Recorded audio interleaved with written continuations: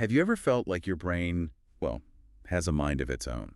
Maybe leading you down unexpected paths, or you forget where you put your keys, like 5 minutes ago. hmm Or maybe you struggle to stick to that schedule you planned out so carefully. Yeah, that sounds familiar for a lot of folks. If any of that resonates, you are definitely in the right place.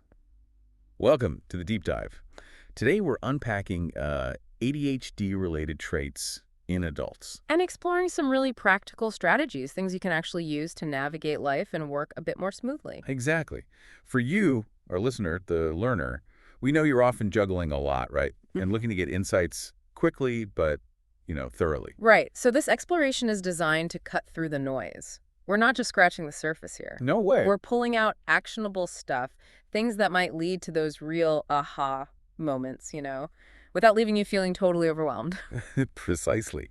And to do that, we've really immersed ourselves in this book, ADHD Unleashed, Strategies for Living and Working Smarter. And it's not like a dry textbook, is it? Not at all. Yeah. It's packed with personal stories, really relatable advice from someone who's, well, lived it. Mm-hmm.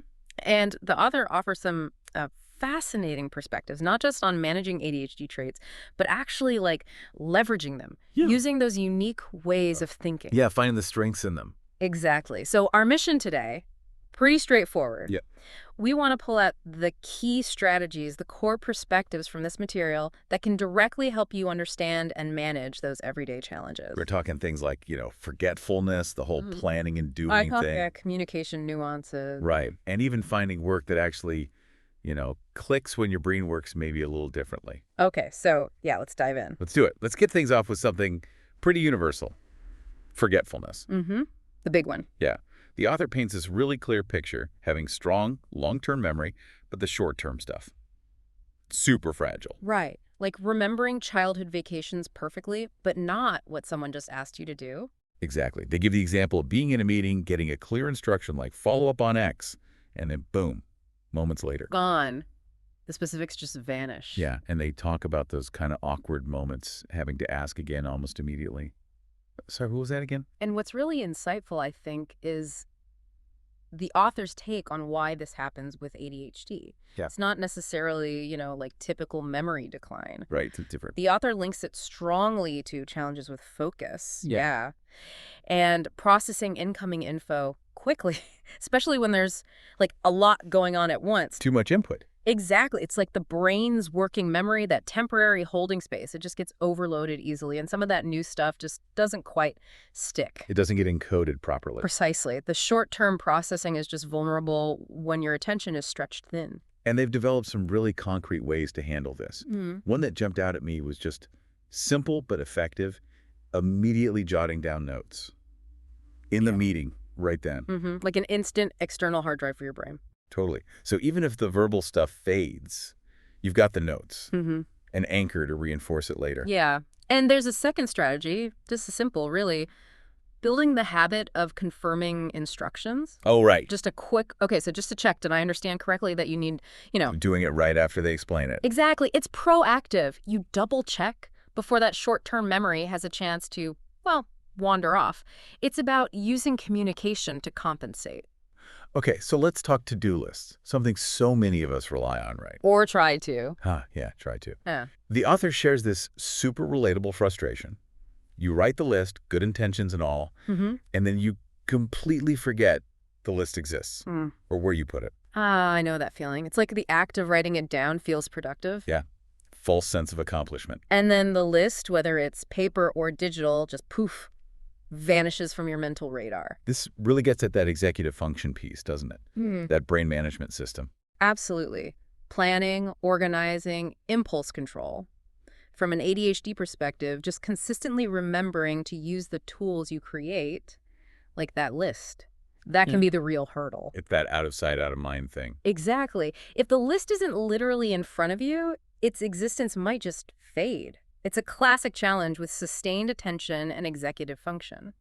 So the solutions aren't just make better lists. No, not at all. The author really emphasizes needing visible reminders, like strategically placing lists where you basically trip over them. On the desk, by the door. Yeah, or using digital tools. But the key is persistent notifications, those pop-ups on your phone that won't go away easily. Right. And they also found simplifying the lists helped a lot. Instead of this endless, overwhelming scroll, That's daunting. they started focusing on just, say, the top 3 must-dos for the day. Okay, that feels way more manageable, less likely to trigger that shutdown feeling. Definitely. It's interesting, too, how they compared physical notebooks versus digital tools for this. Yeah, you'd think digital would always win, but... But they found a physical notebook kept in one specific place was often more reliable for to-do lists. less chance of that out of sight, out of mind, maybe. And you don't have that moment of, wait, which app did I put that in? Exactly. There's a certain, reliability to the physical object. And for those times you can't write, like when you're driving or walking. Ah, the voice memo trick. Yeah. Use your phone's recorder. Just capture the task, the idea verbally, an auditory reminder you can check later. They even compared it to Scully from the X-Files making her recordings. Yeah, that makes it stick, doesn't it? Totally. And building on that idea, acting fast, the author also stresses just doing the task if it's quick. Oh, the immediate action strategy, yeah. If it's a fast email reply, putting something away, just do it then and there. Prevents it from ever needing to go on the list, right? Yeah. Saves the step. Exactly. Okay, let's shift gears a bit. Planning and execution. This is a big one. The gap between the idea and the reality. Right.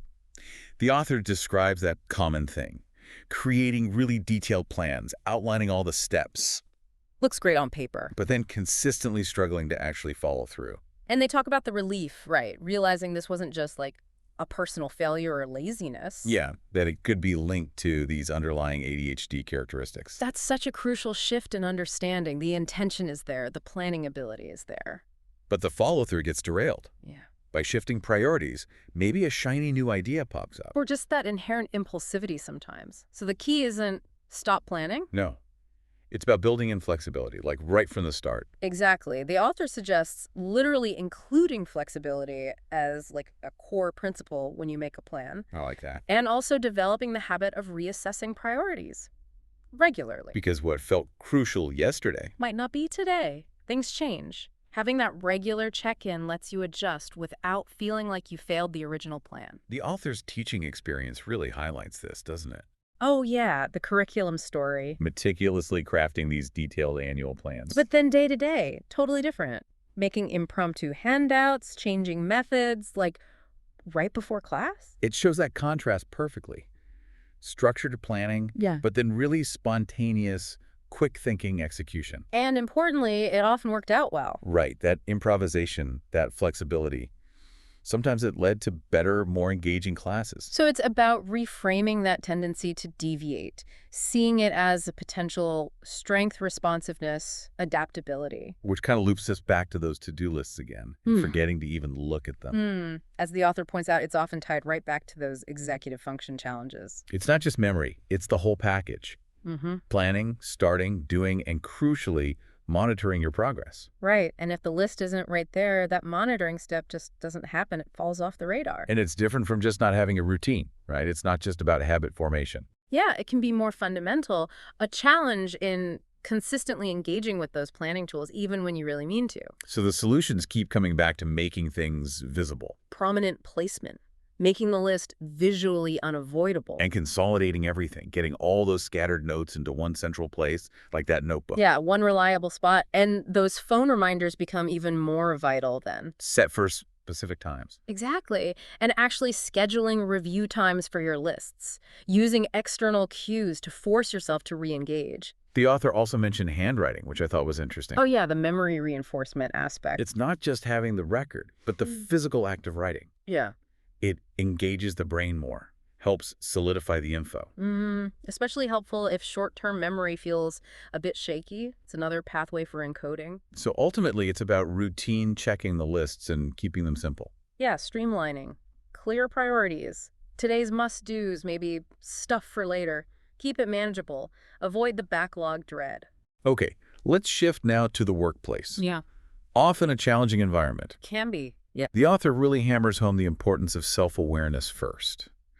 Understanding your strengths, maybe those intense focus bursts, and also knowing your challenges, like maybe sustaining attention on tedious tasks. Right. That self-knowledge is the foundation. You need it to tailor your strategies effectively. And those task management tools we talked about, lists, digital, physical. Absolutely crucial in a work context.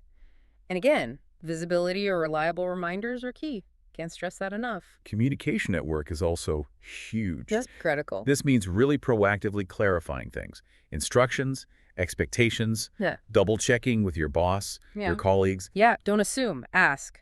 Confirm priorities, deadlines. Minimize those misunderstandings before they happen. And the author raises an interesting point about, well, disclosure. Selectively being open about ADHD traits. Yeah, that's a sensitive one. Not necessarily telling everyone. Right. But with trusted supervisors or colleagues, it could foster understanding, maybe lead to some support or accommodations. It's a calculated risk, but potentially very beneficial. Adjusting your actual workspace, too. That can make a surprising difference. Totally. Decluttering your desk, finding a quiet spot when you need deep focus. Or even using the right kind of background noise. Some people focus better with it. Tailoring the environment to your needs is really powerful for concentration. And this is a really key piece of advice. Actively look for roles that play to your strengths. Yes. The ADHD strengths, creativity, innovative thinking, that high energy. So roles involving new ideas, short-term projects, where maybe being spontaneous is actually a good thing. Exactly. Lean into what you're naturally good at. And finally, stress management, super important. Can't overlook it. The author notes that ADHD traits can sometimes lead to more mistakes or feeling disorganized. Which is stressful. Right. So you have to intentionally build in breaks, reward yourself for finishing things, find ways to relax, exercise. Manage that stress proactively. Okay, let's dig into something fascinating. Extreme perfectionism, which can sometimes manifest as hyperfocus. Ah, yes. The flip side of distractibility, in a way. The author uses that great cleaning example. You get intensely focused on cleaning, say, 1 square foot of the counter. Making it absolutely perfect. While the rest of the kitchen is still a disaster. Yes. It really shows the power of hyperfocus. When something grabs your attention, the focus can be incredibly intense, sometimes blocking out everything else. The challenge is directing it, right? Exactly. So the strategies are about setting boundaries beforehand. Like, okay, today I'm only cleaning this section. Or using timers. Timers are huge. Breaking that intense focus, reminding you there's a bigger picture, preventing you from getting lost in the weeds on one tiny detail. But it's also about reframing it. That ability to focus so deeply can be a massive strength. Absolutely. For tasks that require that level of detail, that deep dive, it's invaluable. The author's childhood story about the stationery shop? Oh, arranging the erasers, yeah. Compulsively organizing these scattered erasers. It's such a perfect little snapshot of that intense focus on small details and the, quiet satisfaction it brought. It shows how these attention patterns pop up in all sorts of ways, giving clues about how we tick. Which really underscores how these traits show up, offering valuable insights into how we engage with the world. Now let's tackle communication. Specifically, maybe talking too much sometimes. Ah, the over-talking tendency. The author looks back at being called noisy as a kid. You know, unfiltered speech, trying to make people laugh. He sees it now as, early signs of that ADHD energy and creativity. Right. And as they got older, that noisy thing often turned into a real knack for entertaining, lightening the mood. Became a social asset in a way. Helped with making friends, being popular. But they also look at the other side. How impulsivity and maybe trouble-sustaining focus can lead to talking too much. Like interrupting. Yeah, interrupting, maybe jumping in before really processing what the other person said. And there's that internal experience too, right? Like multiple thoughts bubbling up all at once. Exactly. Leading to this rapid stream of words. Talking can almost feel like a release valve for that mental energy, or even a way to stay focused sometimes. So the insight, again, is finding the right context. Yes. Settings where that expressive style is actually a plus. Presentations, public speaking, maybe customer service, teaching, places where energy is engaging. And also developing conscious strategies for the tricky parts. Like deliberately pausing, taking a breath, observing how others are reacting, maybe quickly organizing your points before launching in. Job interviews were apparently a big hurdle for the author because of this, Yeah, the tendency to overshare, maybe not getting the key points across concisely, it led to some negative impressions. which forced them to develop those strategies we just mentioned. Exactly. Limiting key points, structuring answers clearly, that crucial pause before speaking. And they also shared just how much job hunting they did, like tons of applications, many interviews. Which is important, right? It normalizes rejection and highlights that those failures were actually huge learning opportunities. Yeah, learning concise communication the hard way. Mm-hmm. Which brings us nicely to success stories. Despite the challenges, how do you make it work? Right. The author shares some really practical approaches. One is just assuming forgetfulness will happen when you go out. So you plan for it. Yeah, plan accordingly. Have backups. Know you might need to buy something you forgot at your destination. Maybe even list commonly forgotten items. It's a mindset shift, isn't it? Away from desperately trying not to forget. Towards being really good at responding when you inevitably do forget. It's about effective recovery. And for really critical things, having actual contingency plans. Like cloud storage for work files, spare phone charger in your bag, that kind of thing, reduces the stress enormously. What about punctuality? That can be a tough one. Oh, yeah. The author uses a pretty extreme strategy here, but it works for them. The 1 hour early rule. Yeah. Aiming to arrive a full hour early for appointments. Wow, that's a big buffer. It is. But it accounts for potential train delays, getting sidetracked, getting lost, things that might happen more easily with distractibility or weaker spatial awareness. Gives peace of mind. And at work, the same idea applies to mistakes. Assume they'll happen. Yeah. So the focus isn't just prevention, it's recovery. How do you fix it quickly? Assess the situation fast. Figure out what's missing. Find a solution. Buy it, borrow it, download it again. Mm-hmm. And the ability to improvise comes in handy here, too. Like if a presentation goes slightly wrong. Yeah. Engage the audience, keep things moving, communicate clearly and reassuringly. Focus on covering the mistake, not just apologizing for it. This leads really well into the idea of using assistive tools, but reframing them. Mm-hmm. Not just aids for a deficit, but ways to compensate and even leverage your individuality. The author talks about always being told, you're different. Yeah, and how that gradually shifted from feeling like a negative to realizing it could actually be a positive thing, a strength. Making that conscious choice. Being different isn't a flaw. It's a unique perspective, maybe a way to bring something special to others. And it means shifting focus. Not trying to eliminate every weakness like talking a lot or forgetting things. But seeing them as part of the package. Yeah. And finding ways to work with them or around them. Exactly. Develop strategies, compensate effectively. Hmm. Like using note-taking for forgetfulness, not just feeling bad about it. The author also links boredom and curiosity. Oh yeah, as a source of creative energy. When you're restless but also curious, that's where new ideas can spark. And the experience in the band. That sounds like it was a great outlet. Totally. An environment where that curiosity and creativity were welcomed, embraced. It shows how important finding the right supportive space is. It's fascinating, too, how despite that general restlessness, there's deep long-term commitment in other areas. Like relationships, or drumming in their case. It suggests hyperfocus kicks in for things you're truly passionate about. Right. So that intense focus allows for amazing persistence. Even if other things feel fleeting, it's directed passion. So, thinking about work again, what kinds of jobs really suit this profile? The author points to roles with high entertainment value, needing creativity, energy, unique ideas. Yeah, places where that kind of thinking is an asset, not a problem. Contrast that with jobs that are super rigid, rule-bound, monotonous. Probably not the best fit. Likely not.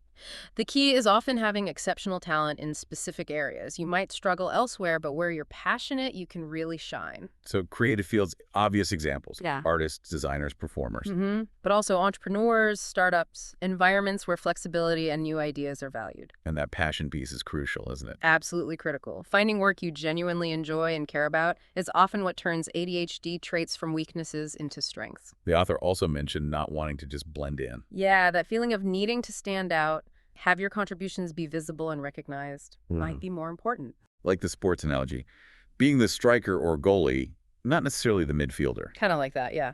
Visible impact. Mm-hmm. So roles like presentations, sales, event planning, maybe the entertainment industry, Yeah. where energy and creativity are front and center. It comes back to knowing yourself, recognizing where you excel and finding ways to maximize those strengths. Which leads right into finding a work style that fits you. Because the typical ADHD approach often doesn't match that standard workplace expectation of being okay at everything. Right, that expectation of consistent competence across the board. Whereas the reality might be more like extremes, Mhm. really excelling in some areas, the creative, high-energy stuff. And really struggling in others, maybe the routine admin, the detailed follow-through. So the advice is lean into specialization. Find roles that align with your strengths. Don't kill yourself trying to be an all-rounder. We're back to creative jobs, planning, idea generation, high-energy sales. Yep, and for the weaker areas, get support. Use automation. Delegate if you possibly can. Don't drain your energy on things that aren't your forte. It almost suggests workplaces might need to rethink how they evaluate people sometimes. Maybe. Moving away from just consistently okay towards valuing exceptional results in specific areas, recognizing unique contributions. But it starts with the individual. That self-awareness of strengths and weaknesses is key for choosing the right path. Absolutely fundamental. Okay, let's wrap up with this powerful idea of reframing ADHD itself. The language matters. Yeah. The author talks about how framing it only as a disorder, like maybe happens in some cultures, can lead to stigma, internalized negativity. Right, but consciously reframing it as, say, a unique personality trait, a form of individuality or neurodiversity. That makes it easier to talk about, to understand, to embrace. Potentially, yeah. It shifts the focus towards potential strengths alongside the challenges. It gives you a clearer picture. Here are the challenges, yes, but here are also the unique talents. And encourages you to build on those strengths rather than putting all your energy into fixing the weaknesses. Because when you maximize your strengths, that's where you add value, right? That's where you feel like you belong. Exactly. The author shares that great story about their college roommate. Oh, the science finally caught up comment. Yeah. Uh. Said lightheartedly, but it reframed ADHD as just a characteristic. Like having brown hair, not a flaw. That perspective shift is huge. Seeing it as individuality helps you understand your own patterns better. And leads to better strategies for leveraging who you are rather than fighting against it. And having people around you who get it, who are supportive. Makes all the difference. Disclosure can be scary, yes. Definitely. But in the right situation with the right people, it can unlock really valuable understanding and support. So it's about shifting that narrative, moving from disorder to individuality. Recognizing the unique strengths and navigating life authentically from that place. Okay, so bringing it all together. A few key takeaways, maybe. Yeah, I think number one is understanding and leveraging your individual traits, not just fighting them. That's super empowering. Right. And second, developing those practical, personalized coping strategies for the tricky stuff. Forgetfulness, planning, that can make a real difference day to day. Definitely.